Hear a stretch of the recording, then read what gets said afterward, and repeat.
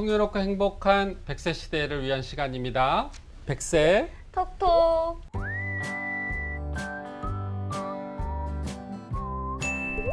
예. 저희가 지난 시간에는요, 내 돈이 주는 월급이라고 하더라고요. 뭔지 아세요? 아, 그게 연금 아닌가? 맞습니다. 지난 시간에 이제 내 돈이 주는 월급에 대해서 수입의 관점에서 이걸 어떻게 최대한으로 좀 다 받을 수 있는지에 대해서 알아봤다면, 맞아요. 그랬다면 이제 남은 게 뭐죠? 수입 반대는 지출. 그쵸. 지출에 대해서는 실제로 어떤 고민들을 많이 하고 계신지 네. 이게 저희가 더 중요한 것 같아요. 그래요? 들어오는 것보다 안 나가게 하는 게 더 네. 중요한 것 같아요. 수입에 있어서 오늘은 지출에 대한 이야기 나눠볼 거고요. 네. 다시 한 번 더 귀한 분 저희가 모셨습니다. 어서 오세요. 예, 안녕하세요. 자, KB국민은행 WM스타자문단의 곽재혁 수석 전문위원입니다. 오늘 두 분께서 말씀 주신 대로 이제 지난번에 이어서 어떻게 하면은 이제 빗장을 잘 걸어 잠가서 그렇죠. 새는 돈을 노후에 잘 막을 수 있을 것인가, 거기에 대해서 또 말씀드리는 시간 갖도록 하겠습니다. 네. 건강 보험료, 여러 가지 세금 이런 게 이제 나중에 노후가 이제 매번 이제 소득이 이렇게 발생하는 게 아니다 보면 굉장히 큰 부담으로 다가올 수 있을 것 같거든요. 네. 맞습니다. 네, 요즘에 이거에 대한 고민들을 이야기하는 이야기도 제 주변에서 많이 듣고 온 해가지고 엄청나게 많이 그러세요? 늘어나신 것 같아요. 네, 2018년 7월부터 이제 국민건강보험법이 개정이 되면서 건강보험료의 3단계 현실화 과정을 갖다가 거치다 보니 이 현실화라는 부분들이 사실상 피부양자보다는 지역가입자를 늘리고 세수를 많이 확보하는 쪽에 지금 포커스가 되어 있습니다. 특히 2022년 7월이 이제 그 마지막 3단계인데요. 다시 한번 이때 이제 피부양자 등록 기준이 좀 대폭 강화될 예정입니다. 1단계, 2단계, 3단계라는 거는 계속해서 그 부담 액수를 늘리는 과정이었습니까? 아무래도 부담 요율도 늘어나지만은 우리가 과거에는 그 피부양자라고 해서 내가 어느 정도 뭐 소득이나 재산 기준이 사실 그렇게 뭐 높지 않으면은 지금 직장인으로 가입돼 있는 우리 네. 아들 명의에 이제 이렇게 등록이 돼서 내가 한 푼도 안 낼 수가 있었잖아요. 네, 그렇죠, 그렇죠. 이제 그런 것들이 점점 더 기준이 엄격해지는 거죠. 그러다 보니 은퇴를 한 이후에 피부양자로 등재가 못 돼서 지역가입자로 빠지게 되면은 이제 그 지역가입자로서 내가 건보료를 납부해야 되는데 그 건보료 부담이 생각보다 만만치 않다는 겁니다. 사실 이 부분들이 과거보다는 또 많이 그 부담이 세진 게 건강보험공단의 사이트라든지 아니면은 그 시뮬레이션 자료를 한번 이렇게 네. 활용해서 계산을 해보면은 네네. 금융자산이 한 뭐 1,000만 원, 그다음 뭐 연금 소득이 한 2,400,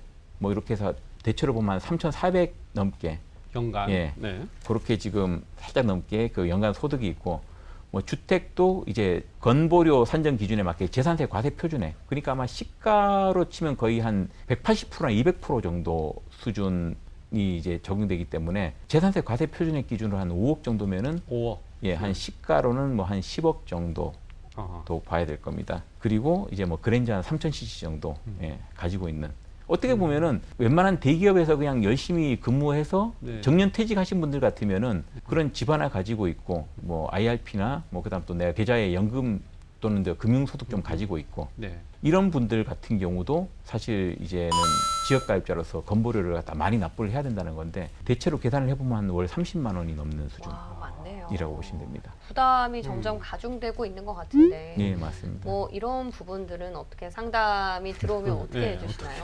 예. 기술이 들어가십니까?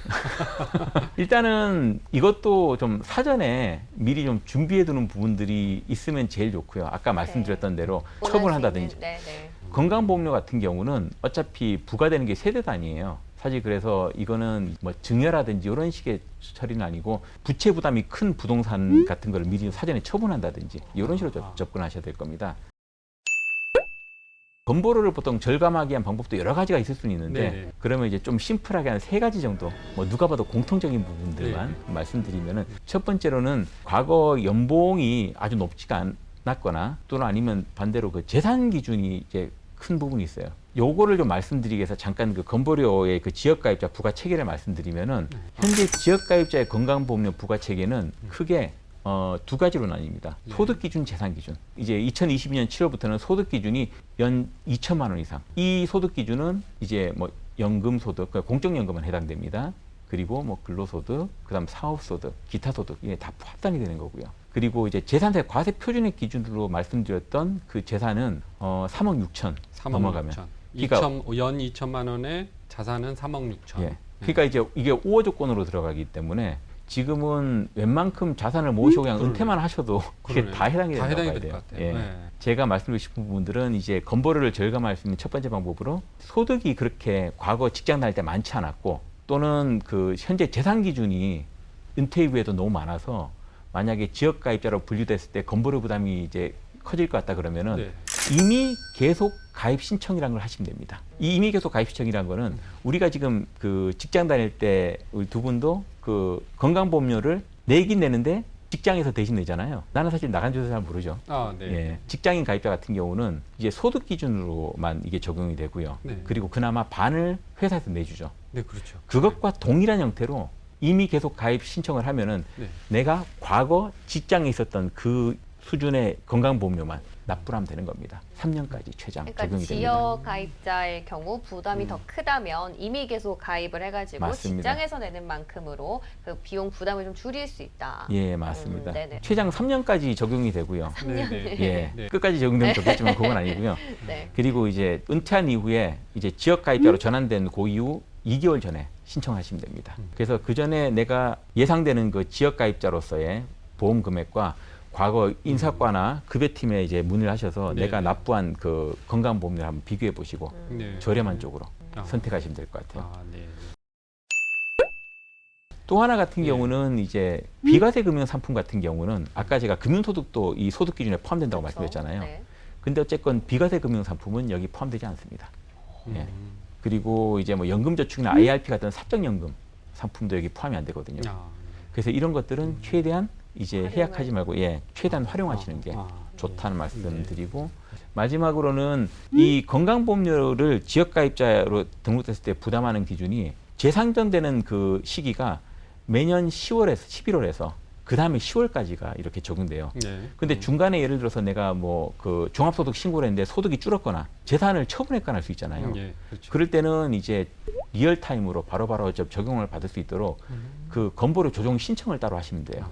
괜히 11월까지 기다릴 필요 없이 미리 들어가서 다만 몇 자산 달이라도 변경 소득 또는 자산 변경이 있었다라고 네. 빨리 가서 신청을 말씀하시면 해서 됩니다. 조정을 받아라는 이야기죠. 그 맞습니다. 비용적인 측면에서 네, 저희가 네. 또 부담을 조금 네. 감할 수 있는 그런 음. 방법들을 소개를 해드렸고요. 또 마지막으로 요즘에 이제 베이비 부머 세대에서는 또 자녀에 대해서 고민을 많이 한다고 앞서 말씀해 주셨는데 예. 어떤 부분들일까요? 뭐 그렇게 물려줄 자산들이 좀 많은 분들뿐만 아니라 요즘에 그런 이제 뭔가 플로우가 좀 대두가 되고 있다고 말씀해 주셨잖아요. 예. 일단 말씀드렸던 대로 베이비 부모분들의 자산 축적이 사실 과거 선배 세대들보다는 많이 좀 돼 있는 상태잖아요. 그렇죠. 네.